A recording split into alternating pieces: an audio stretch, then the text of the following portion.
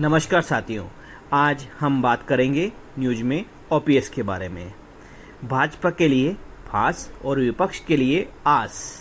यदि अभी तक आपने हमारा चैनल सब्सक्राइब नहीं किया है तो सब्सक्राइब करें, लाइक करें और शेयर करें। बढ़ते हैं आगे खबर की ओर। जी हाँ, ओपीएस सियासत एक तरफ देश की आर्थिक सेहत और दूसरी ओर वोटों का सवाल। भाजपा के लिए फांस और विपक्ष के लिए आस। अर्थशास्त्री मानते हैं भविष्य की पीढ़ियों पर पड़ेगा भारी बोझ।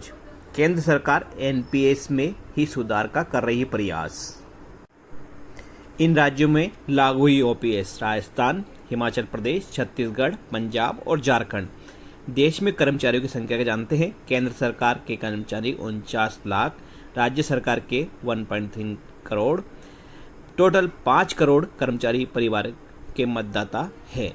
पेंशन पर कुल खर्च की बात करते हैं 2.6% प्रतिशत जीडीपी का है।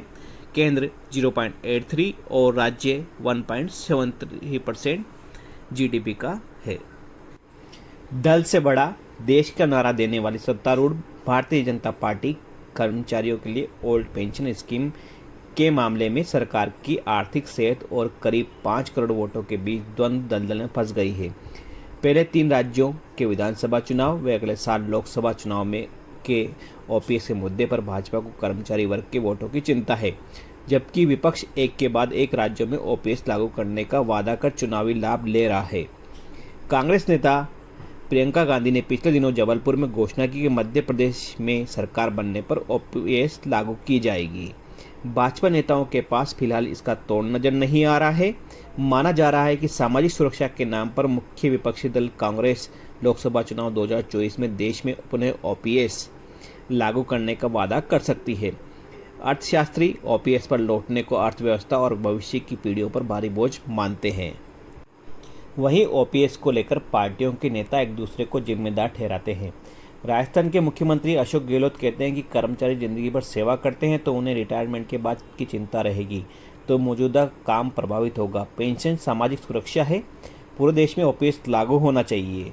वहीं राजस्थान के प्रतिपक्ष के नेता राजेंद्र राठौड़ कहते हैं कि राज्य में एनपीएस लागू करने का काम वित्त मंत्री के रूप में अशोक गहलोत ने ही किया था।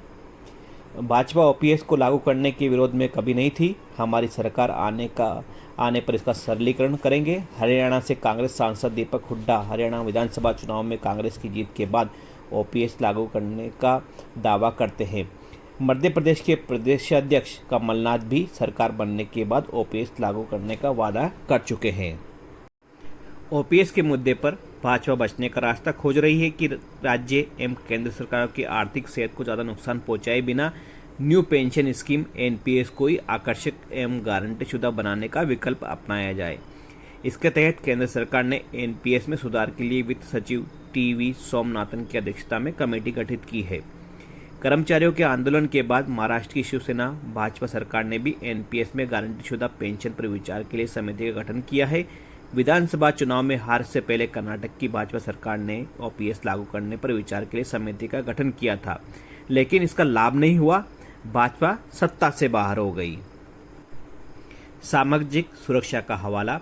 देश की अर्थव्यवस्था की चिंता करते हुए कांग्रेस यूपीए सरकार में तत्कालीन पीएम मनमोहन सिंह ने कहा था कि पैसे पेड़ पर नहीं लगते, लेकिन अब सामाजिक सुरक्षा के नाम पर कांग्रेस सरकारों की आर्थिक सेहत को दरकिनार कर शासन सहित राज्यों में ओपीएस लागू कर रही है।